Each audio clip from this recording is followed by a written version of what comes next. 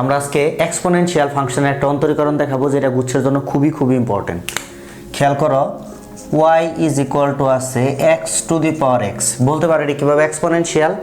Exponential ফাংশনের শর্ত হচ্ছে চলকের পাওয়ার চলক থাকবে।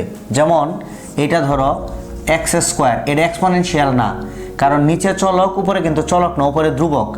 আবার দেখো two to the power x, এটাও কিন্তু এক্সপোনেনশিয়াল না, কারণ এটা হচ্ছে নিচে ধ্রুবক উপরে চলক। বাট এইটা হচ্ছে এক্সপোনেনশিয়াল, কারণ উপরেও চলক নিচেও চলক। এক্সপোনেনশিয়াল ফাংশনের অন্তরীকরণ নিয়ম হচ্ছে উভয় পক্ষে লন নিতে হয়। তাহলে আমরা উভয় পক্ষে লন নেই। তাহলে লন ওয়াই সমান সমান লন x to the power x. এবার লগলনের নিয়ম হচ্ছে পাওয়ারগুলো সামনে চলে আসে। তাহলে হচ্ছে লন ওয়াই সমান সমান এক্স ইন্টু লন এক্স। এবার আমাদের অন্তরীকরণের পালা। ওয়াইকে যদি লন ওয়াইকে অন্তরীকরণ করি কি হয়, 1/y। আবার ওয়াইয়ের অন্তরীকরণ হচ্ছে y1।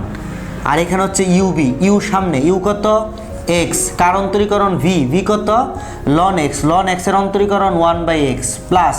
এবার হচ্ছে ভি সামনে, ভি কত ভি হচ্ছে লন এক্স, কার অন্তরীকরণ ইউ এর অন্তরীকরণ হচ্ছে 1।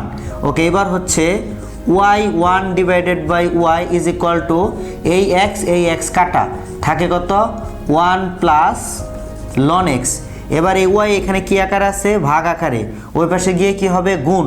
তাহলে আমাদের হচ্ছে y1 is equal to y into 1 plus loan x. খেয়াল করো y কত, y কিন্তু x to the power x। তাহলে আমাদের আনসার হচ্ছে আমরা y1কে লিখতে পারি dy by dx is equal to y মানে হচ্ছে x to the power x to the power x, আর আছে কত 1 প্লাস লন x। এটাই হচ্ছে x to the power x এর অন্তরীকরণ।